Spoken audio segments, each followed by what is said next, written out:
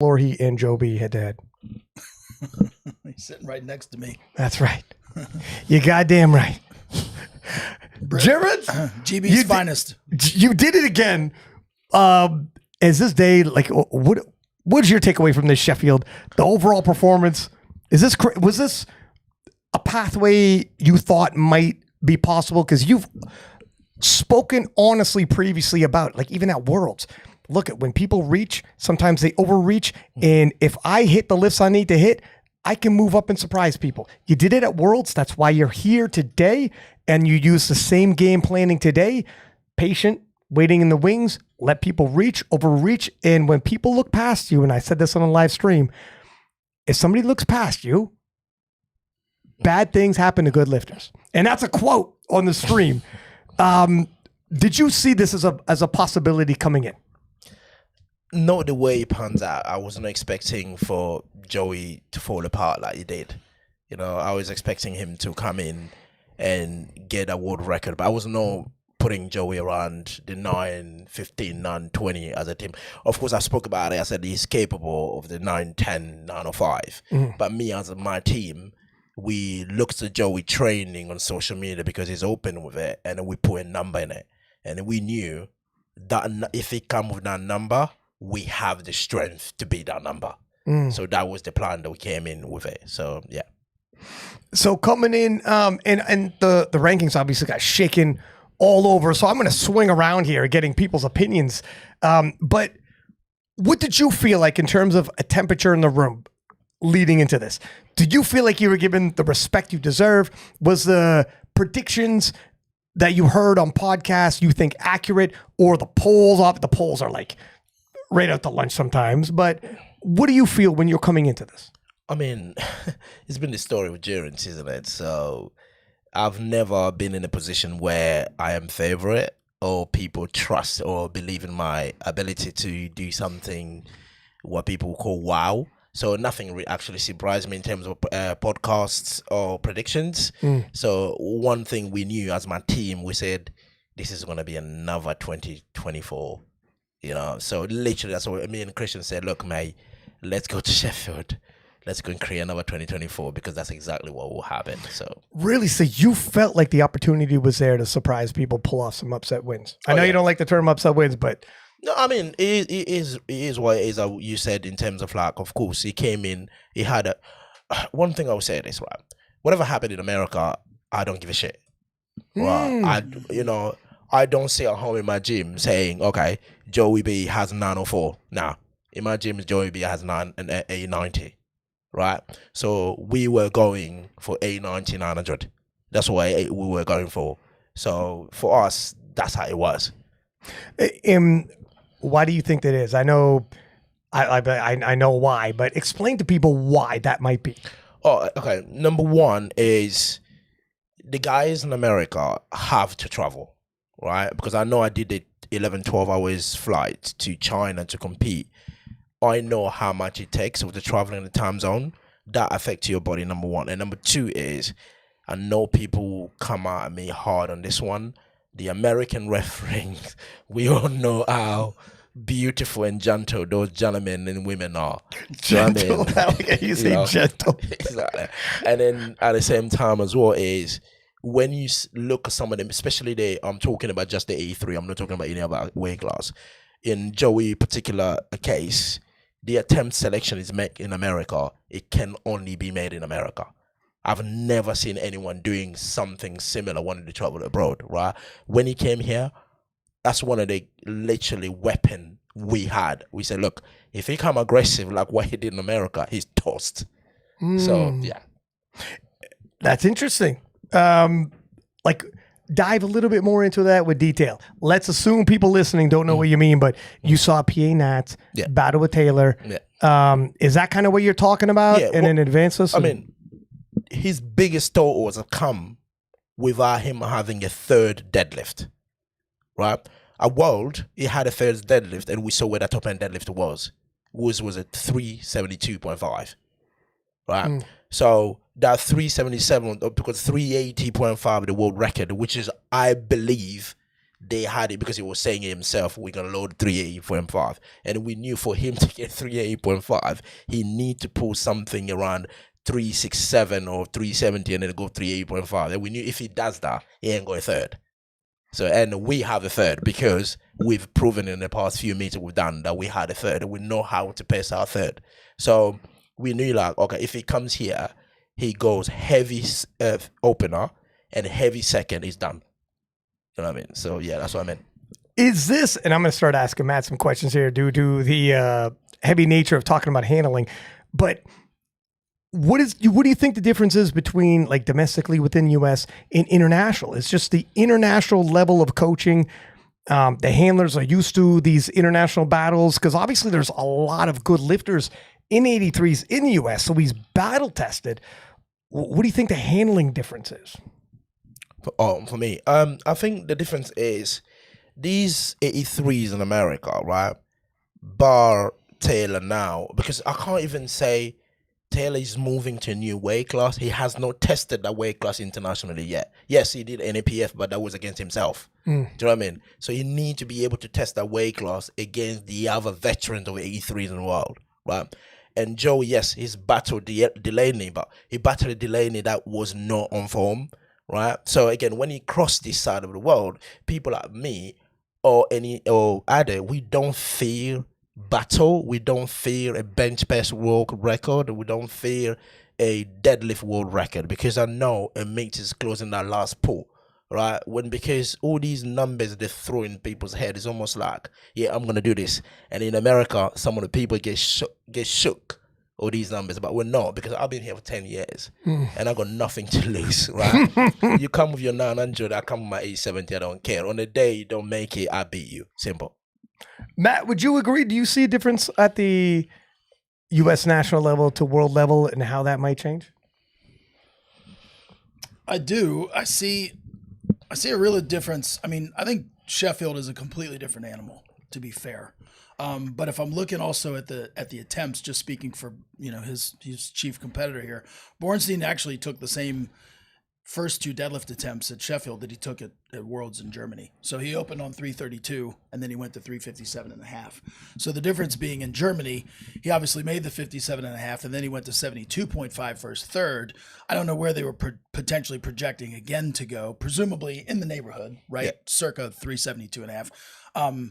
He missed this time, the 357.5. And again, I was sitting in the audience. I mean, the information that I basically gleaned was I guess he complained that the bar hadn't been cleaned or something. It popped out of his hands. I don't want to speak for Joe. He could tell that story himself. But yeah, I think oftentimes, specifically at Sheffield, because the competition itself incentivizes world records, there's this thought process that I want to intentionally be probably a little bit more aggressive. Now, again, he took the same attempts. I think at the end, the last attempt that he took, right, 380.5, he was basically in 11th place at the time, and I think that was going to, if I'm not mistaken, catapult him into second or third, put him on the podium, right? I believe that was going to put him in third place, if I'm not mistaken, maybe even second.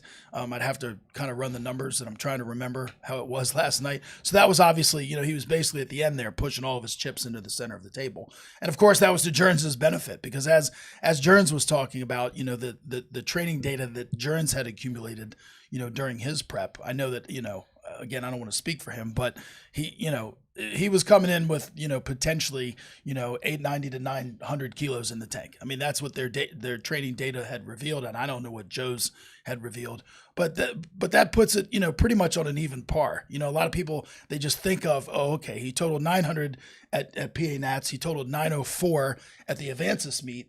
When in reality, he came to Germany when he traveled overseas and he totaled 890. And so there is something to be said for the level of judging, the strictness, and, at a world championships, when you've got other killers around you, you're going to have to call the game a little bit differently. So that's why I see things shake out differently. And also, Joe ended up missing all of his thirds attempt, and that significantly damages your total. And so, when you come out of the squats and you've only made two, and then you go for a world record on your second bench and you miss your third, that's going to dampen the total as well. And I think we saw that in a lot of different cases where people went for world records on the second attempt only to come back and miss on their thirds, right, and not leave anything left. So again, I mean, I could put on a whole lecture about, what it means to go for a record on your second attempt versus your third attempt. But for the lifters that did that, for most of them, it came back to bite them. Keenan, coming into this, your 2025, this must feel extremely sweet. I don't know if you did you watch the live stream back yet? I've watched part of it. I've watched my squat like 1,000 times. I can't bring myself to watch that deadlift because every time I watch it, the more I feel Anthony got robbed. So I love your transparency here. I am outraged. You and Joe brought it up too. Like as soon as I got the down command, both of you were like, I don't think that he got it. And then everyone was just as shocked as I was when they gave me that lift and it was 3 white lights. I was like, oh, so no one can say shit about this now. Saying nothing. All you can say is on Instagram now. All right. That's good. Yeah, that's a good deal. So, yeah, I'm happy about that. All you people saying it was a no lift on Instagram, stop tagging me about it. Just let me have my moment. That's right. Hasn't been 24 hours. Yeah, assholes. Just let me have my moment. I know it wasn't a great lift, but your 2025. I was saying on a live stream, you were predominantly injured, but showing up the battle because everything it could be. At Nats, you can go to Worlds. At Worlds, you could go to Sheffield. And you made your pathways there. And important to remember, you earned these pathways. You were ranked high enough to make it onto the world team. You were ranked high enough at Worlds to make it to Sheffield. These were not wild cards. These were not anything of the like. You earned your way there and were consistently not at 100%. And then come here at Sheffield before US Nats, and you were talking, I think I'm capable of 1,000 kilos. You have these grand ambitions. Had you stayed healthy, by the time you came to Sheffield, did you feel, how were you, A, in terms of health, and B, was this like a redemption possibility for you? Honestly, like I was the healthiest that I feel like I've ever been. I wasn't 100% healthy. I just didn't bring it up, but I did like strain my pec a month ago.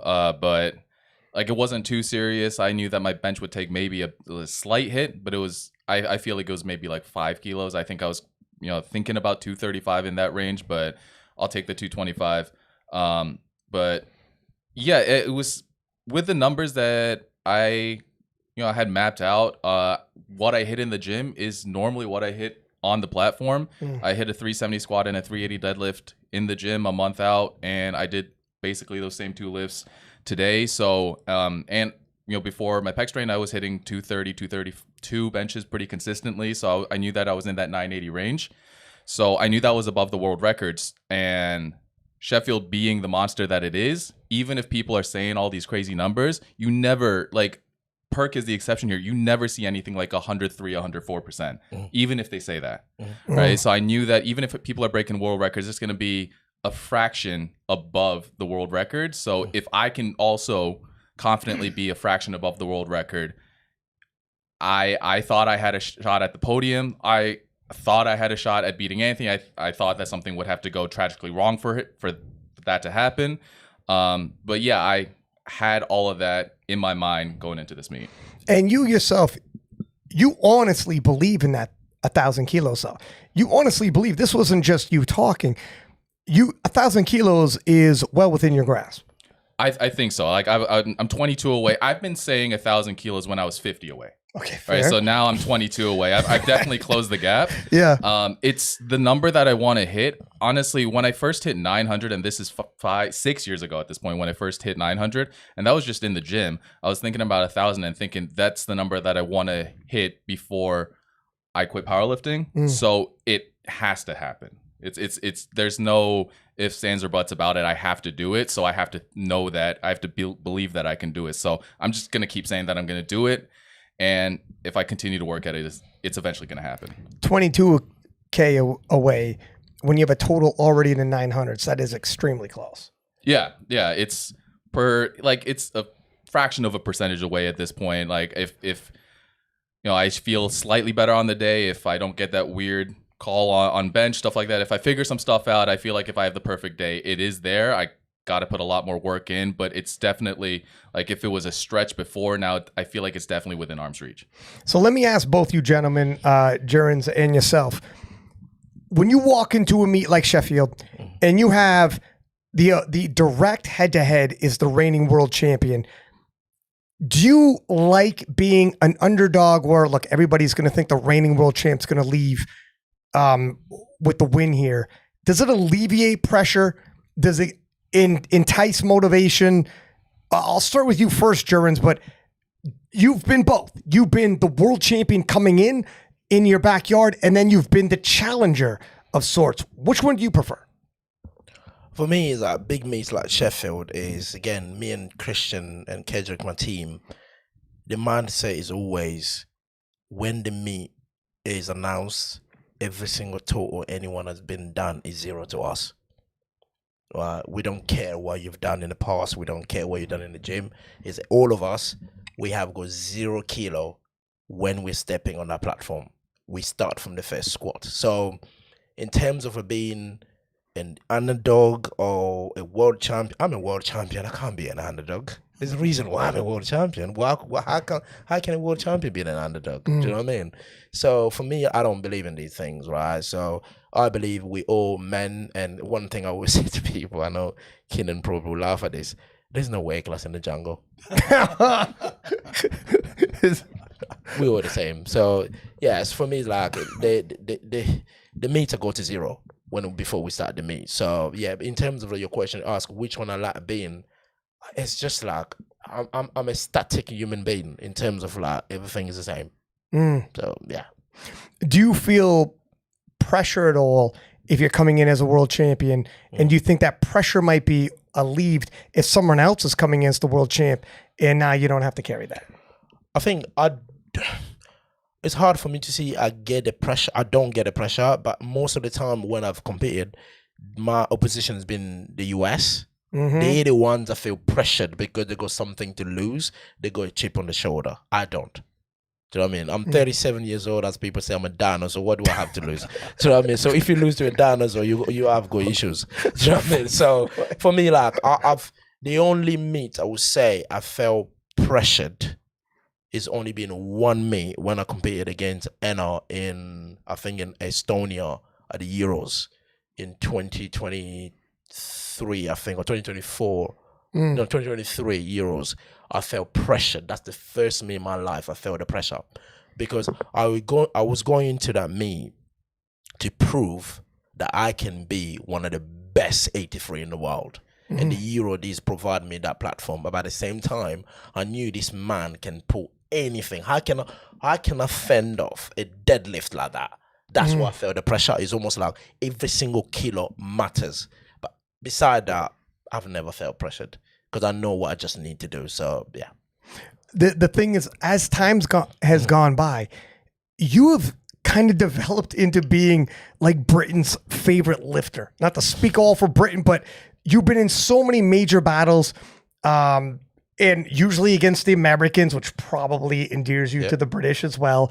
And then, like, you've won, you've been up, down, all over, been around, like you're the wily veteran, you know, full-time job, father, husband, kids. So there's a lot of different ways in which the British public can see you, relate to you on a lot of levels, like the everyday man with a family and a full-time job. And some people don't. Some people are just full-time powerlifters. Yeah. And you have like a, not to get into your family life, but a serious job.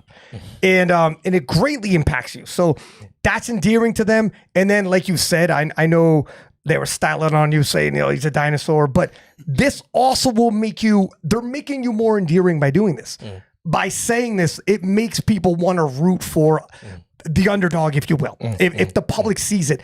And to an extent, you can see a nation like Britain rallying behind you because they're going to make memes saying he's a dinosaur. And because of all those things, that's obviously going to be motivation for you. Is there ever a level of pressure due to that? Or I guess you've already accomplished so much. If it stopped all today, it's okay. I think the latter, in terms of like, if it were for me, every meet I go now, the problem is even anyone I'm facing, they have an issue because I got nothing to lose. I can go from placing top to last. I was still gonna have a smile because I'm a world game winner. I'm a world champion. I won all these things. I've done 2 Sheffield, right? And won as much money as I can in powerlifting and more than most. So I've got nothing to lose. So they the one that have to lose it. So I think I've said this even. I think when we did the podcast, I said Keenan, Anthony McNaughton, of course, Joey, Perk. They got a lot to lose when it comes to Sheffield because not just the checks, but anyone that shit the bed at Sheffield at home is in trouble. You know, including Russ. Do you know what I mean? So, but for me, I've already qualified for Dubai. So I'm stepping on a platform to just do what I need to do because my ticket is already booked for Dubai. So that's where probably for us Brits and other nations around the world, I would say this, probably that's the advantage we have over the Americans. This man has introduced the rules in our country where we have to do the national, which I did in December, right? Even though I was pissed about it, but I did it. You know what I mean? So that gives you that ticket already to world. So I came to Sheffield with no pressure because I knew no matter what happened here, if Joe beat me or anyone that does the madness, I'm still going to meet them in Dubai. Do you know what I mean? So I think that has helped massively as well. But to your question in terms of like how related you are to the British public, if that brings a little bit of pressure, I can't sit there and lie and say it doesn't. It does a little bit because especially now I build the popularity around, you know, the 30 over parent and all of that thing, all those stuff. Is like I feel like every time I stepped on that platform, I have to conduct myself in certain ways, including on my lift or even the way I behave on the platform. Even so, that last reel of Sheffield, that was real emotion right there. Which one? The one that just posted a couple hours ago, the one in the lift. When I was saying like, who said a 37-year-old dinosaur can't be 83, can't win the baby. Were you actually upset about? I thought you were playing it up to be funny. No, I was not playing. No, literally, I was. That's real emotion. Right? No shit. I thought you were just goofing around. Because at the end of the day, as much as like, of course, things don't rattle me, but I'm a human being, and I've done a lot for these sports, right? So podcasts, Instagram, and all of that stuff. When people talk, they will say things that it will get into me. It's not gonna affect the outcome how I feel, but as a person, it's almost like, so everything I've done in this sport, you just forget about that. You forget history straight away. You just wiped history because I'm 37. He's a 23-year-old man. You're just thinking because the progression rate is 1,000 miles an hour, I would just lay there and beat me. Come on, why don't you give me a chance? You know what I mean? Even like to the point where even on social media, some people start calling me saying like I got dementia. Because when I said like, it's no if I beat Joe, I said when I beat Joe. I've been in this sport long enough to know anything can happen on the day. Right? Like Keenan say, you could have come here to 1,000 kilo. Everyone will be like, how the fuck did you get 1,000 kilo from? Where did that come from? Because anything it can feel great that day. My man will be benching 250. You'll be like, oh my God, Keenan has added 25 kilo on this bench. Yes, things happen. Do you know what I mean? So yeah, I've seen a lot. I've seen enough. So yeah. Is this somewhat surprising to you? For years, you were campaigning. You were at Worlds in 2018. There was a great video after you won the world title where you showed, here's my placing in this year, here's my placing in that year. And you showed like a picture of, I think it was Russ and Brett, and you're like in the background. 2018, okay. Calgary. And then now you're at the forefront, and because you're like winning these battles and winning a world title, and Britain for sure has embraced you, the British powerlifting public, no question. Is this somewhat surprising to you that you're like, look at, is it come out of nowhere for you? It's the last 2 years, obviously, but it has come on, and it has come on strong, and it's not going away. I think for me it's not even, okay, in terms of like where it is now, of course, it's a surprise because I was not expecting to be here, sitting here, going up against these young breeds coming in, right? But in terms of like me being still in a conversation, we knew this is gonna happen. You know, I turn up. Bethnal Green is a club in London that just I think they just celebrated 100 years in the history of power. It's a powerlifting club opened 100 years ago. I turn up to that gym. The first time the head coach just saw me, the first day, he said to me, "You're gonna be a world champion." And I looked at him. I was like, "Are you kidding me? Are you seeing what these people are doing there?" So it's the mentality. So we knew we were gonna get here, but we just didn't know how to get here. So it's just like, as Keenan say, you just need to tweak left, right, center to get you to that place. But in terms of like how big it's got, sometimes myself, it does surprise me. You know, that's what I always say to people. It's just me. Do you know what I mean? It's just someone, a 37-year-old father just lived in his own garage by himself with no spotters. Do you know what I mean? I'm no different to anybody else, but it is what it is, isn't it? We're just gonna have to embrace it. So yeah. Because there's two things going on. Like, obviously you got the personality. You hop on a podcast and like you have personality, but you have to back it up with perform. That'll only take you so far. You have to have won some clutch battles and like you became a world champion, obviously, in crazy moments, and for the British to endure like that. But Keenan, how about yourself? Now that for 2025 you are close, and you went head to head with the reigning world champion. For you, this has got to be a level of redemption. And what does this mean for you? What does this mean for your career and the possibilities for you moving forward? Yeah, it means a ton. I said this on like the Road to Sheffield video. It just got cut out, but I said there that I kind of viewed my career as a failure, because if I just rewind all the way back to when Ashton came to Korea the first time, I lost that. It was on bodyweight, but I lost that. The next go-around I had with anyone super competitive was Rondell the following year. I lost that. And then it was Bob and Ashton. I lost that. It was just loss after loss after loss. And then they left, those two. They didn't warn me about it. A month later, I see them competing in PA in Texas. I'm like, all right, you guys bounced. What am I supposed to do now? So I went and got a hernia. So You're like, I'm supposed to get my lick back before you leave, by the way. But so then I was like, okay, I'm gonna go this PA route. Bob and Ashton already did their thing in 24, so I'm like, okay, 25, this is my year. And then Anthony shows up, and he's younger than all of us. He's 7 years younger than me. So gets smoked at PA Nats, at Worlds, too injured to even think about beating him. So this is like 5 straight losses for me, right? It's not a single win that I can really say that like I earned that win. So yeah, this is like the win that lets me know that I'm supposed to be here. There is a serious Rocky undertone with that, where he said, I just want to show everybody that I belong here. I just want to show everybody that I deserve to be in there with them. And this really was in the biggest single day powerlifting event that there is in the world. All eyes watching. And everything that might have been said previous, it'll mean nothing, and you could wash it all away. That is the reigning world champion stepping into there. And you had said, speak a little bit about that world championships. You showed up severely injured, and you need to do your best. But did you have intentions, if I could hang close enough?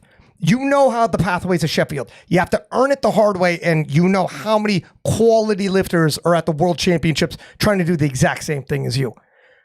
Did you know I need to just get my path to Sheffield, try to get healthy, and then I'll have my ground? Yeah, so this is one of the advantages of being a higher weight class, is knowing what total that you need to be the highest place, second place finisher, because like the weight classes above me, no one's challenging Jesus. Like Jesus didn't even actually make it to Sheffield this year because he couldn't get 95% of his world record. The 120s, 979 was a bit of a stretch for all of the guys, I thought, that last year too. So I just knew I needed to beat the highest second place finisher from the sessions before me, which was Jurins, by the way. Thank you very much. Yeah, I hear you about that. But so yeah, I knew the number. We had a number in mind. We went for that number, and I didn't want to risk injury again.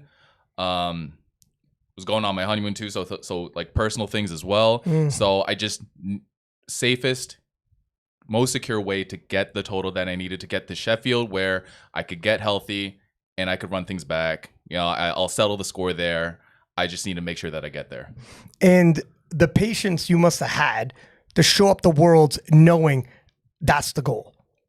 And it's not a sexy goal, romanticized goal. You don't make movies on it. You make movies on what's going to happen at Sheffield, but no one's going to make movies on what's about to happen there. That's a chapter of the movie. That's a second act. The third act is really what is going to warm people's hearts. Like, no. It's good in the end for this guy. But you showing up at Worlds knowing this, and to an extent, like they say, like, you got to be humble, be gracious, but you have learned that over 2025. And you entered this Sheffield character development, to say the least. What did you bring that emotion when you're weighing in at Sheffield, telling yourself, this story ends and I could write how this story ends today. And it just makes everything else sweeter then. It all makes sense then.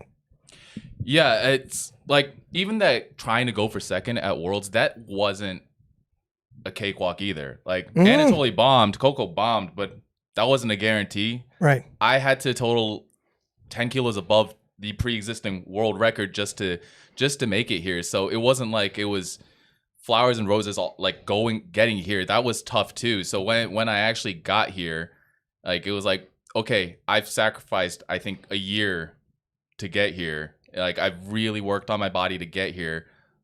I better not screw it up. Like, that's how I felt. I was like, I need to get this win. No one's gonna put more pressure on me than myself at this point. Like, I think that I failed 5 times. I need to get this one. So coming into this, how much would this win mean for you? And everybody's watching. The road to Sheffield, the whole 9. And you know how much your story is going to inspire people, especially when it's like, people don't relate to someone who's just strong, comes in, phenom, 2 years, already at the top, wins.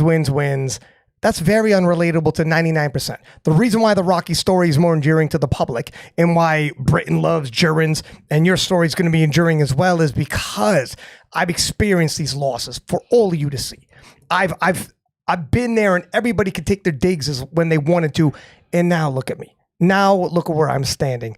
Coming into this, did you feel that sense of purpose? Like, this is within my grasp. And how did it feel as it's unfolding for you? So yeah, when I got here, I knew that I could kind of change the narrative on my own career. It's always about how I feel about it. I kind of just drown everyone else out. It's just, I want to be able to look back on things and say I did things right. I did what I wanted to do, and I was successful in the ways that I think, like, what success means to me. So I knew that I could change the script yesterday. So that was my mentality going into it. That was my mentality weighing in. And then as the meet started unfolding, like, a lot of things started falling my way. Like, when I stepped on the platform, like, as soon as I stepped onto it, I realized what you did in the gym doesn't matter. This platform feels different. The crowd noise actually makes the platform feel different. There's so many variables that you can't bring 3,000 people to your gym and ask them to cheer you on as you're training. That's a fact. Right? So it's an entirely different experience. Like, and then it helped me, but I became the guy that everyone chanted my name. So yes. Yeah, it was not a surprise to you, but people love the underdog coming in. Yeah. I mean, my wife says it's just because I have a 2-syllable name, but well, that helps. But yeah, so like that, and then so you have that many people cheering your name, you realize I really can't miss anymore. Regardless of how this feels on this day, I just need to make sure that I hit my lifts. This is such a novel situation for everyone else, especially all the Americans. Most of us are new to this. It's just Perk and Russ, Joe, Anthony, myself. This is our first time here. So what I'm feeling, they're feeling as well, which means that if things fall the wrong way for them, they're going to miss lifts, right? Because I feel like if I do one thing just minutely wrong, I'm going to miss a lift. And I'm going to ask both you fellas this question, and then Matt, we'll kind of take a look at the overall, your sense of Sheffield. I want to ask you, Matt, because you may or may not be able to do the recap show. So I'm glad you're here. Thank you, sir. But for both of you gentlemen, looking forward, and it's going to be a different answer because you guys are in different placings. But let's start with you this time. Moving forward now, you just beat the reigning world champion, Anthony McNaughton. Everybody is extremely high on Anthony, and they should. And it's not like Anthony had a terrible day. He broke the world record. Anthony McNaughton is a special talent, but now you could say, so am I. And I'll say this about Anthony, everyone loves Anthony. And at the meet and greet, he straight up said, with nobody around, just me and him, I'm glad if I got to lose, it's going to be to a guy like Keenan. I'm paraphrasing, but he's like, good for him. He had his day. He deserved his day. I know he's gone through it, and you did it the hard way. So he tips his hat to you as well. Moving forward, do you think this changes the narrative for yourself now that you beat the reigning world champion? What is next for you? What are your future goals? If you're staying 105, what's the next competitions? What you think your future schedule is going to be like? I don't think it really changes too much for me. I'm not doing nationals. I'm just going to be open about it. It's in a month, and I live in Korea. It's 14 hours. I'm not going to make that flight. I'm not going to make an extra trip. I have some personal stuff going on, too, that I need to get sorted out. So I'm not going to do that. Anthony might. I would say he probably will. And we'll see if he can turn things around in a month and then get... What would he need? He would need 977, I think. Is that my total? No, I got 977.5. So he would need 978. He got 979 last year. So he's definitely capable of it. So we'll see if he gets it. If he gets the world spot, I'll be rooting for him. My goals don't really change. My goal is really the total. It is 1,000. I'll keep saying that until I get it. So I'm just going to keep working towards that. And then if I can hit it on a meaningful stage, then that'll be where you'll see me next. And what about a world title? Because you've proven you can win a world title. You just beat the reigning IPF world champion with IPF officiating in front of the IPF. It gets no higher stakes. What would a world title mean to you? And do you foresee yourself battling once again for that world title? I would like to. An IPF world title, like, that's on Jurins' resume, as well as World Games champion. Like, that's stuff that you can't take away. And like 977.5 is my total. That's just a number, and it means a lot to me, but it's a number that no one else remembers. But everyone knows world champion, World Games champion, stuff like that. And I got 5th yesterday, so no one's gonna remember who got 5th at Sheffield. They don't even remember who got 2nd. So a win is definitely gonna mean a lot. And if I can find my way to be on the world stage one day, fighting for a spot to win, unlike last year when I was too hurt to do it, then I'll definitely take that opportunity.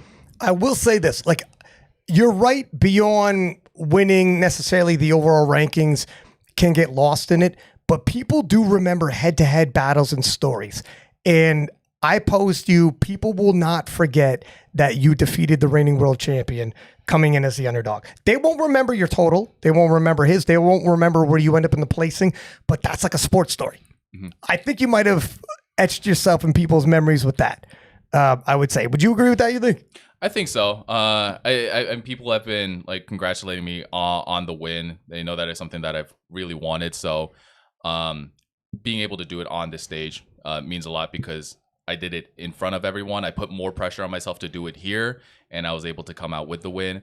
Anthony's young; he's got plenty more years to do it. So I'm glad I was able to get my opportunity and actually seize it. And now this is a rivalry yet again, and you guys might be able to clash, and people love a good sports rivalry. So when's the next time we think we might see you on the platform? It would be sometime this year. If it's not at Worlds, if Anthony takes that spot, then I'd like to come back here. I want to check out what the arena looks like, so I'll probably do something like Russ did, do an NAPF, something like that. Yeah. And just do enough to get a wild card spot here, and then go head to head with him at the next Sheffield, which is actually this year. Because there's a storyline. If he goes to US Nats, you're not there. He goes to Worlds, you're not there. People will still look back and be like, let's clear this up. And why not? You just got to go to North Americans. I like it. I'm a guy about storylines and help us hype these showdowns. So I would love to see you guys clash again down the road. Jurins, how about yourself? Joey B is a feisty young character, and he's going to tell himself, well, I really do believe he's trying to shoot up the rankings and reach for a podium at Sheffield. He came in the world champ. He's leaving the world champ. But now that the next day sits, he also knows, damn it, Jurins got one on me. And I love storylines. It's going to happen. You guys are going to clash again. You collected another huge performance against the American 83s. This is like a natural fit for you. That just seems to happen. You keep clashing against these American 83s. He's going to come back. He's going to come back hot. We're going to have another one in Dubai. What are your thoughts on the future? Not just that, though, but just period. How far can you stretch this? Because one thing I liked is you said, I don't believe in age. I look at these people and I look at where I was 2 years ago. I think that Euros you mentioned, you had just hit 800 and that was a big rah. And then 2 years ago, you were 35. And who would have thought at 35, hey, that 83 is going to put 70 some odd kilos on his total. And then you could look at other 20-year-olds and be like, show me how many 20-year-olds are putting 70 kilos in 2 years, right? So I love it. You're inspirational without trying to be inspirational, which is part of the enduring qualities. What do you think about the future clash? What's next for yourself? Now, the rivalry with Joe B, but even beyond that, where do you see yourself going? So Joey B have to go through the PNAT. That's right. And there's the caveat. They're yeah. killers. So, but he's a killer himself. So I know he's a young man. He's strong. Again, he's putting on paper. I mean, he has the world record still. Do you know what I mean? You can't take that away from him. He's a world champion. And I said to him, I believe in you. And I do. I actually do. Seriously, I do. This is one of those one like it happened. You need to take in the chin. Go back to PA. Really have so much belief that he can hit that 905, 910. Right. And hopefully I can see him in Dubai. So for me, again, like in terms of the future, of course, as I said earlier, already got my ticket to unlike Keenan, that is hoping that it doesn't happen. Already got my ticket to Dubai. And I would like to almost like reach that rust level of 2 world title and 2 silvers. At the moment, I got 1 gold and 2 silver, even though people don't come as silvers, but Jesus Christ. Yeah, tough to come by. Exactly. Yeah. So I got 2 silvers and 1 gold. So I want to have 2 gold and 2 silvers. And that's what I'm going to try in Dubai. Let no get twisted. I have Ade. To me, a lot of you have said, when he come to Joey B, the other 83, if we see the top end that can challenge him, is Ade. So when people talk about American 83 being tough, but look at what I have home. Right. Do you know what I mean? So yeah, that's for me there. But in terms of like the future, and I've said this, I think I made a joke, I made a comment on one of the posts. I said, I will be 50 and I will still be here. Because I'm blessed enough. I'm a man of God. I'm blessed enough. God has blessed me outside powerlifting where I can do this until actually I go in my grave. Right? In terms of like, I don't need to worry about anything else. I can just literally keep on lifting my garage every single day and keep healthy and I'll be there. So that's the future to me. The future to me is keep on doing powerlifting and also start thinking about investing into the sport in terms of like not just being a lifter. I'm not a coach and I was never going to be a coach because I said coaching is not my thing. I'm a lifter. I'm good at it. I was never going to be a good coach. Right? So all I would say is I need to find a way how to invest and give back into the sport. Not just volunteering. As I said, I encourage everyone out there to start volunteering on the sport, but there's other way of us to bring up the sport to a new level. Now we have SPD. What about if someone else come in and support the sport as SPD does? I'm not saying I'm going to be the one, but the capabilities are there. Why not? So probably that's the route I'm going to take when I decided to say, you know what? I'm going to leave the platform for Keenan and Anthony McNaughton and Joey B so I can go in the sunset so I can come back and do something different on the sport. And let me pull back because you're 100% right. I'd be remiss if I didn't say Joe B does have to go to U.S. Nationals where guys like Jaden Lowe and Taylor Atwood await him. And while I think the world of Joe B, a phenomenal talent, he's got the biggest total we've ever seen in this weight class, and he's gone over 900 twice. I don't doubt that young man. But I also got to give respect to Jaden Lowe, Taylor Atwood. For God's sake, it's Taylor Atwood. So, not looking past them by any means. Whoever makes it through that meat grinder, turning it around within 4 weeks is not an easy task. But the guy's a young guy. He's You're like Wolverine when you're 22, right? You heal so quickly. Matt, what are your thoughts on this? I know we don't got a lot of time, and there's a lot of meat on the bone here, but you've seen so much powerlifting. This was not, so many things happened that were not on people's bingo cards. People are tagging us about our preview show right afterwards. You caught me at the meet and greet, and you're like, my fantasy league is a mess. And I don't know who picked this, but they're liars. If whoever came in first, how? But what are some of your thoughts on what you witnessed at Sheffield here? Per usual, it was an extraordinary competition. I mean, it's a spectacle unlike any other, and as you've said, it aggregates the most eyeballs on a singular event on a single day, and so I think once again it did that, and I just think I don't think a lot of people were able to predict. I think a lot of people probably had Perkins winning, right? Obviously, and on the women's side, a lot of people. I was picking Tiffany Chapon to win the women's side. But beyond that, I think you're lucky if you were able to predict it correctly. I mean, quite frankly, it's like winning the lottery. And so, a lot of things happened that we didn't see coming. And so, again, this type of competition incentivizes swinging and swinging big. And sometimes it works, and you're able to connect those dots and put together an extraordinary performance. And at other times, it doesn't quite pan out the way that you thought it would.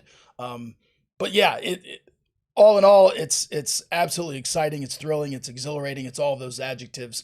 And I'm just happy and thrilled to be a part of it. And looking forward to going to Dubai. Obviously with Team GB and with Jurins here and Ade. I mean, I've got 2 stallions that I'm bringing into the 83 kilo class, and we've got strength as well across other weight classes. On both the women's and the men's side. So I'm looking forward to doing battle again. And there's no other dinosaur that I'd rather go into battle with than this guy right here.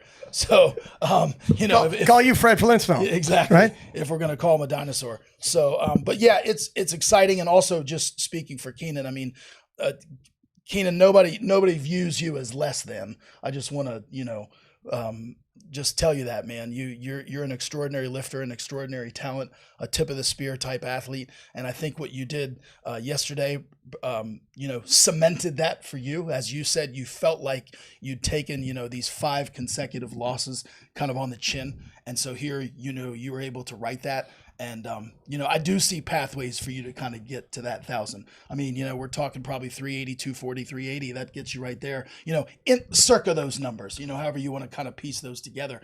And so, yeah, when the stars align, and you've proven now that, when you come in healthy, you can make some noise and do a lot of damage. And so, yeah, I mean, hey, look, the sport is alive and well, and events like this help to push it forward.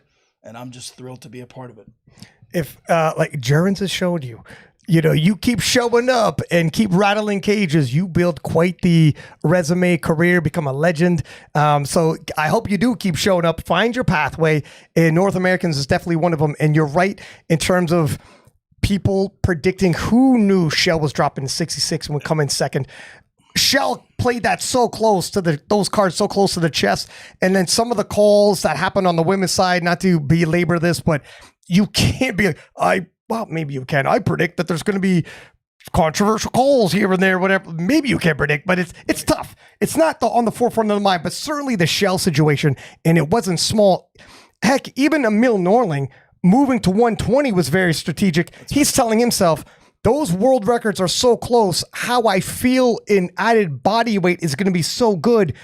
I think I ought to move up to 120 and hit a PR, and ended up getting closer to the world record, and bingo bango worked out for him.